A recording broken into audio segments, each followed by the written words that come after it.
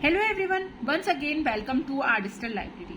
जैसा कि आप जानते हैं, हम लोगों ने ऑप्शन गाइड की सीरीज स्टार्ट किए थे जिसमें हम मॉडर्न टॉपिक्स डेली कवर कर रहे हैं जो कि इम्पोर्टेंट है, एग्जाम में आते हैं। हैंड रिटन नोट्स से मैं आपको एक्सप्लेन करने की कोशिश कर रही हूँ ताकि एग्जाम के समय आपको कहीं पर भी जो कंटेंट है वो ढूंढने की जरूरत ना पड़े और आप एक अच्छा स्कोर कर सकें।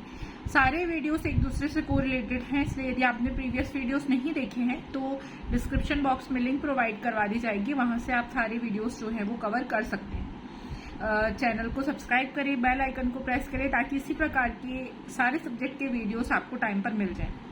आज हम देखेंगे एंटी पार्टम हेमरेज क्या होता है। इसके प्रीवियस वीडियो में मैंने आपको पोस्ट पार्टम हेमरेज के बारे में एक्सप्लेन की थी। पोस्ट पार्टम हेमरेज मतलब post means after, partum means delivery और हेमरेज मीन्स ब्लीडिंग, यानी आफ्टर डिलीवरी जो ब्लीडिंग होती है एक्सेसिव अमाउंट में उसे हम पोस्ट पार्टम हेमरेज बोलते हैं। इसके क्या क्या कॉजेज होते हैं, कितने टाइप्स होते हैं, कैसे मैनेजमेंट किया जाता है, कॉम्प्लिकेशंस क्या है, ये हम प्रीवियस वीडियो में समझ के आए थे। दोनों टॉपिक बहुत ज्यादा इंपॉर्टेंट है, postpartum haemorrhage and antepartum haemorrhage. What is antepartum haemorrhage? Ante word define करता है बिफोर, पार्टम मीन्स डिलीवरी और हेमरेज मीन्स ब्लीडिंग, यानी बिफोर बर्थ, डिलीवरी के पहले जो भी ब्लीडिंग होती है जेनाइटल ट्रैक्ट से उसे हम एंटी पार्टम हेमरेज बोलते हैं। It is defined as bleeding from और into the genital tract after the 28th week of pregnancy but before the birth of baby, यानी ऐसी ब्लीडिंग जो जेनाइटल ट्रैक्ट से हो रही है प्रेगनेंसी के 28 सप्ताह बीत जाने के बाद बट बेबी के बर्थ के पहले होती है, उसे हम एंटी पार्टम हेमरेज बोलते हैं। तो ये कंडीशन आपको ध्यान रखनी है कि after 28th week of pregnancy और before the birth of baby हो रही है, इसे हम एंटी पार्टम हेमरेज बोल रहे थे। देन आता है कॉजेज ऑफ एपीएच, किस वजह से एंटी पार्टम हेमरेज हो सकता है। तो कॉजेज में हम सबसे पहले देखेंगे प्लेसेंटल ब्लीडिंग, यानी प्लेसेंटा की वजह से ऐसे क्या चेंजेस आ रहे हैं जिसकी वजह से जो है बेबी के बर्थ के पहले ब्लीडिंग हो रही है जेनाइटल ट्रैक्ट से। तो प्लेसेंटल ब्लीडिंग के अंदर दो टॉपिक्स आते हैं, यानी दो केसेस आते हैं, प्लेसेंटा प्रीविया जिसको हम आगे समझेंगे और abruption of placenta.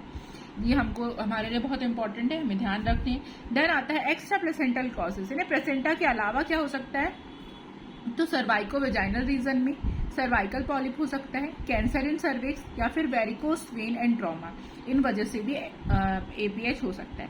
Next idiopathic cause या अनएक्सप्लेन कॉज, जिसके बारे में हमें पता नहीं है, we can't explain the cause, ये होता है कॉजेज ऑफ एपीएच। इसके बाद हम देखेंगे कि सॉरी बिकॉज ऑफ प्लेसेंटा क्या क्या प्रॉब्लम क्रिएट हो रही थी। तो placenta previa and abruption of placenta, पहले हम समझेंगे प्लेसेंटा प्रीविया क्या होता है, बहुत इंपॉर्टेंट टॉपिक्स हैं ये।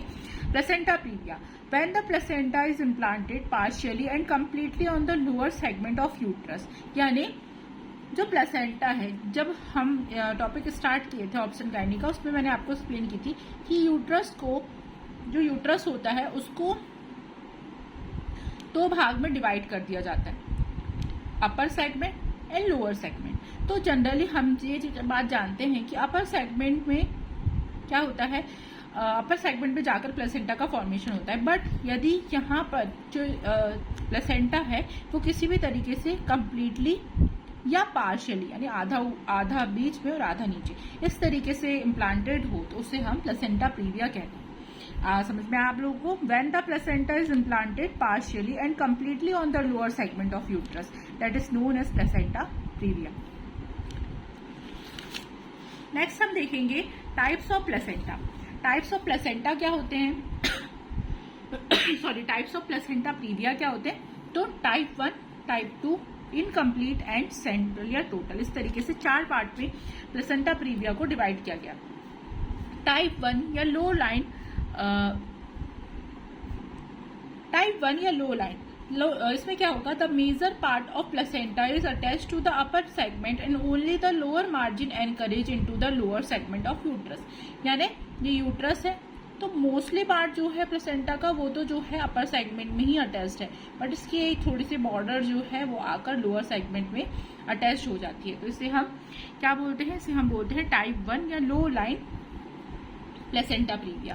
फिर आता है टाइप 2 या मार्जिनल। मार्जिनल में क्या होगा, the placenta reach the margin of internal os but does not cover it, यानी प्लेसेंटा जो है वो इंटरनल ओस के मार्जिन तक पहुंच गया बट उसको कवर नहीं किया, यानी टाइप 2 में मार्जिनल आता है। इनकम्प्लीट या पार्शियल, तो इनकम्प्लीट में the placenta covers the internal oats partially, ये इंटरनल ओट्स है, प्लेसेंटा ने आधा जो है वो इंटरनल ओट्स को कवर कर लिया, तो इसे हम बोलते हैं इनकम्प्लीट या पार्शियल प्लेसेंटा प्रीविया। और लास्ट आता है सेंट्रल या टोटल। सेंट्रल या टोटल में क्या होता है, तो नाम से ही पता चल रहा है the placenta completely covered the internal oats और इवन आफ्टर कंप्लीट डायलेशन, यानी कंप्लीट डायलेशन भी हो गया तो भी आपने को वहां पर कुछ भी नजर नहीं आ रहा है। क्या नजर आ रहा है, प्लेसेंटा, यानी इंटरनल ओस को पूरी तरीके से प्लेसेंटा कवर कर लेता है, that is central and total. तो इस तरीके से हमने प्लेसेंटा प्रीविया के 4 टाइप्स पढ़ लिए। Type 1 that is low lying, type 2 marginal, type 3 incomplete और पार्शियल, और टाइप 4 सेंट्रल या total.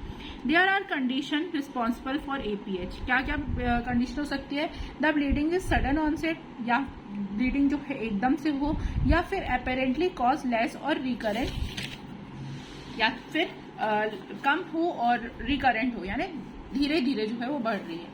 The bleeding is associated with pain and less labour start simultaneously, उसमें पेन जो है ब्लीडिंग के साथ पेन नहीं हो रहा, लेबर पेन नहीं हो रहा, तो ऐसी सारी कंडीशन भी एपीएच में हमें देखने को मिलती है। देन आता है sign.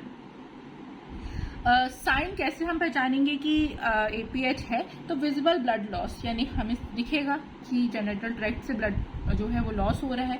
The uterus feel soft and elastic without any tenderness, uterus जो है वो आपको जब हम पाल्पेट करेंगे सुपरफिशियली तो वहां से हमें यूट्रस जो है वो एकदम सॉफ्ट फील होगा, जबकि उसके अंदर बेबी है तो हमें थोड़ी टेंडरनेस फील होनी चाहिए थी, बट यहाँ पर इलास्टिक होता है।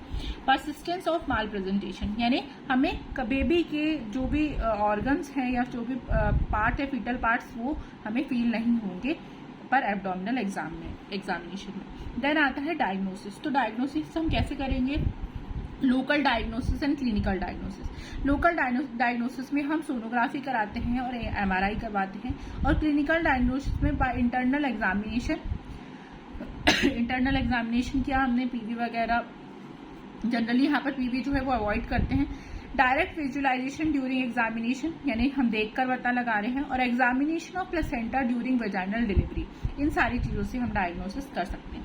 देन कॉम्प्लिकेशंस क्या क्या होंगे प्लेसेंटा प्रीविया के, तो ये अभी प्लेसेंटा प्रीविया की बात चल रही थी कि क्या साइन होंगे, क्या डायग्नोसिस होगा, तो कॉम्प्लिकेशन क्या हो सकते हैं, तो एपीएच जो कि हमारा टॉपिक है, माल प्रेजेंटेशन, यानी बेबी जो है वो कहीं उसका जो प्रेजेंटेशन होना चाहिए सेफेलोकॉडल प्रेजेंटेशन होना चाहिए वो ना हो, कुछ और हो, जिसकी वजह से आगे डिलीवरी में प्रॉब्लम होगी। प्रीमेच्योर लेबर, यानी ये टॉपिक भी मैं पहले ही कवर कर चुकी हूँ, यानी उसकी जो टर्म डिलीवरी है उसके पहले बच्चा जो है डिलीवर हो जाए। Easy early rupture of membrane, बहुत जल्दी जो है मेम्ब्रेन रप्चर हो जाए, और कॉर्ड प्रोलैप्स हो सकता है। ये सारे कॉम्प्लिकेशन आपको प्लेसेंटा प्रीविया के केस में देखने को मिलेंगे। इसके अलावा स्लो डायलेटेशन, यानी बहुत कम मात्रा में सर्विक्स का डायलेटेशन हो रहा है। Increase incidence of caesarean section, यानी हम यहाँ पर वेजाइनल डिलीवरी नहीं कर पाएंगे तो सिजेरियन सेक्शन करना पड़ेगा। और कॉम्प्लिकेशन इन फीटस, कॉम्प्लिकेशन हो सकते हैं फीटस में, लाइक लो बर्थ वेट, बच्चे का वजन बहुत कम रह जाए, एस्फेक्सिया, उसको सांस लेने में दिक्कत हो, इंट्रायूट्राइन डेथ हो सकती है, जो कि टॉपिक में आगे एक्सप्लेन करूंगी, और बर्थ के समय उसको इंजरी भी हो सकती है। नेक्स्ट आता है प्रोग्नोसिस। निम्न फैक्टर के द्वारा हम प्लेसेंटा प्रीविया के रिस्क को कम कर सकते हैं, यानी कुछ ऐसे फैक्टर्स है जिसको यदि हम जान लें तो हम प्लेसेंटा प्रीविया की कंडीशन को पहले ही डायग्नोस करके और कम कर सकते हैं। क्या होगा, मैटरनल में अर्ली डायग्नोसिस, यानी जो भी एंटीनेटल चेकअप के समय यदि लेडी आ रही है तो उसको सोनोग्राफी या एमआरआई करा के यदि हमें डाउट हो तो हम पहले ही डायग्नोसिस कर सकते हैं। इंटरनल एग्जामिनेशन से, यानी यदि आप पर वेजाइनल करेंगे टर्म प्रेगनेंसी के समय तो आपको बेबी का कोई भी फीटल पार्ट वहां पर महसूस नहीं होगा यदि कंप्लीट प्लेसेंटा प्रीविया है तो। Then availability of free blood transfusion, आपको प्रिपेयर्ड रहना है कि यदि ब्लड लेडी को लगता है तो हमें वहां पर ढूंढने की जरूरत ना पड़े, हम उसके लिए प्रिपेयर्ड रहें। पोटेंट एंटीबायोटिक्स देनी है। If required use of caesarean section, हमें यदि बहुत ज्यादा सीरियस कंडीशन है तो नॉर्मल वेजाइनल डिलीवरी के लिए वेट नहीं करना है, हमें तुरंत सिजेरियन करना है। Screen and judgement of case management, पूरा केस जो है उसकी स्क्रीनिंग करनी है, अच्छी तरीके से पार्टोग्राफ में तैयार करना है ताकि हम मैनेज कर पाए आगे सीवियर कंडीशन को। फीटस में क्या क्या एग्जामिन कर सकते हैं, तो एग्जामिन प्रीमेच्योरिटी, प्रिवेंट एक्सफेक्सिया और डायग्नोज कंजेनिटल मालफॉर्मेशन।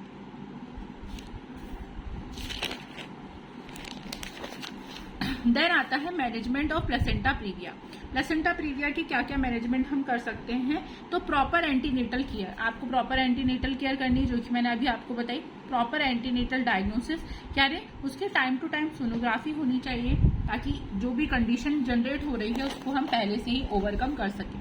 देन आता है if any bleeding should not be ignored and use colour Doppler USG. यदि किसी भी प्रकार की ब्लीडिंग हो रही है मिड टर्म में, तो आपको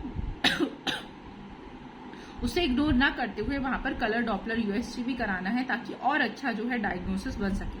अदर मैनेजमेंट हम कैसे करेंगे, तो at home patient put immediately on bed, यानी जब पेशेंट है तो उसे हमें होम में बेड रेस्ट जो है टोटली बेड रेस्ट में दे देना है।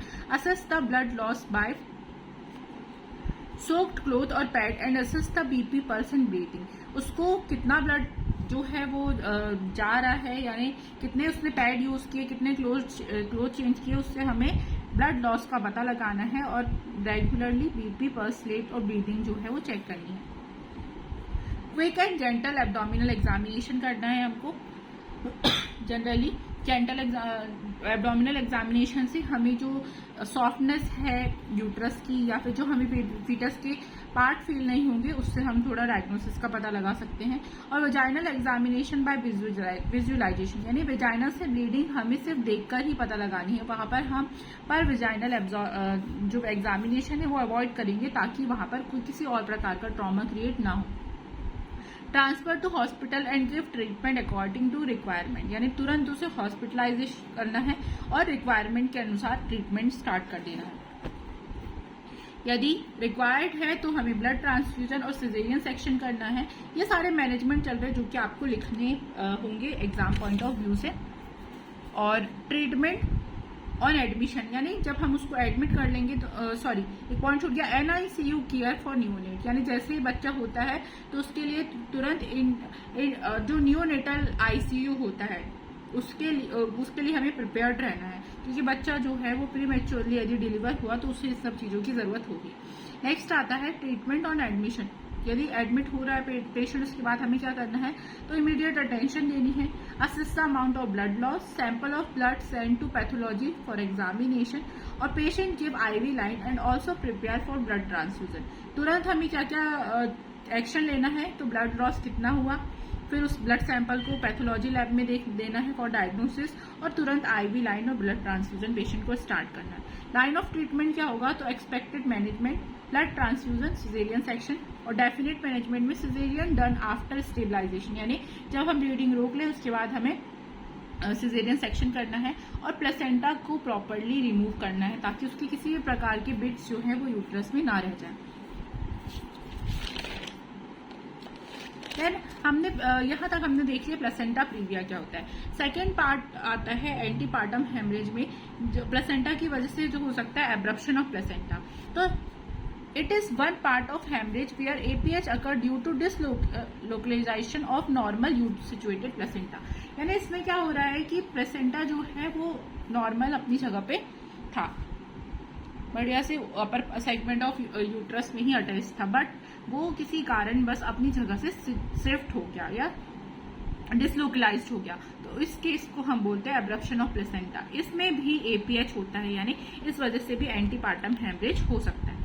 क्या क्या टाइप्स होंगे इसके, रिवील्ड, कंसील्ड और मिक्स।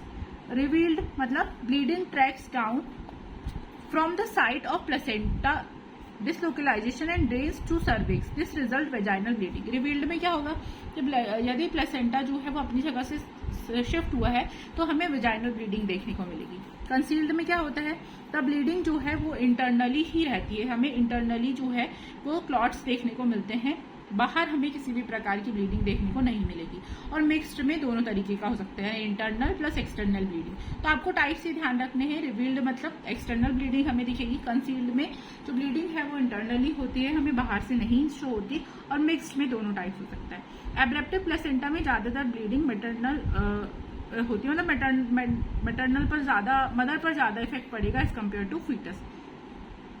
क्या क्या कॉज हो सकते हैं एब्रप्शन ऑफ प्लेसेंटा के? तो हाई बर्थ ऑर्डर, यानी बहुत ज्यादा 3, 4, 5 बच्चे हों, एडवांस एज हो यानी 35+, 40+, सोशो इकोनॉमिक स्टेटस यानी बहुत पुअर फैमिली से बिलोंग करती हो जिसकी वजह से उसको माल न्यूट्रिशन हो गया हो, स्मोकिंग करती है या ट्रॉमा हुआ हो यूट्रस में किसी भी प्रकार का, सडन यूट्राइन डिकम्प्रेशन यानी यूट्रस में किसी प्रकार का कंप्रेशन हो, शॉर्ट कॉर्ड हो, कोकेन यूज करती हो या फिर फोलिक एसिड की डिफिशियंसी हो या फिर हिस्ट्री ऑफ एब्रप्शन, पहले केसेस में भी ऐसा हो चुका हो। तो इन सारे केसेस में एब्रप्शन ऑफ प्लेसेंटा होता है जिसकी वजह से हमें एंटीपार्टम हेमरेज देखने को मिलता है।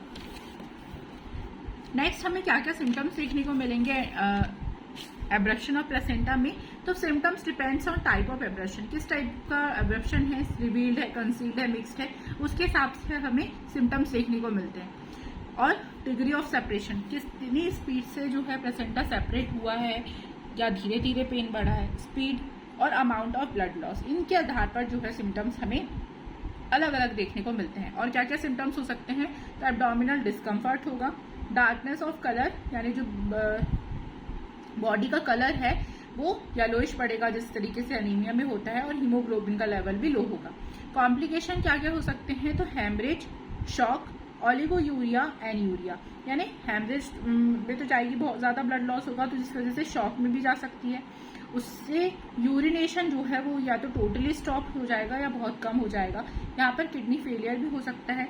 यदि ये कंडीशन हम लोगों ने समय अवॉइड कर दी तो आगे चल के हो सकता है कि प्रेगनेंसी में डिलीवरी के बाद उसे बहुत ज्यादा ब्लीडिंग हो, लाइक पोस्टपार्टम हेमरेज और परप्यूरल सेप्सिस, उसे इन्फेक्शन भी हो सकता है। तो मैनेजमेंट कैसे करेंगे हम?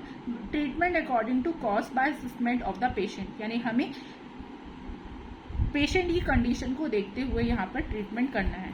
तो ये हमारे 2 टॉपिक्स जो हमने एंटीपार्टम हेमरेज के अंदर पढ़े, placenta previa and abruption of placenta. आगे भी मैं इसी तरीके की वीडियोस अपलोड करती रहूंगी। So stay connected with our digital library for more videos.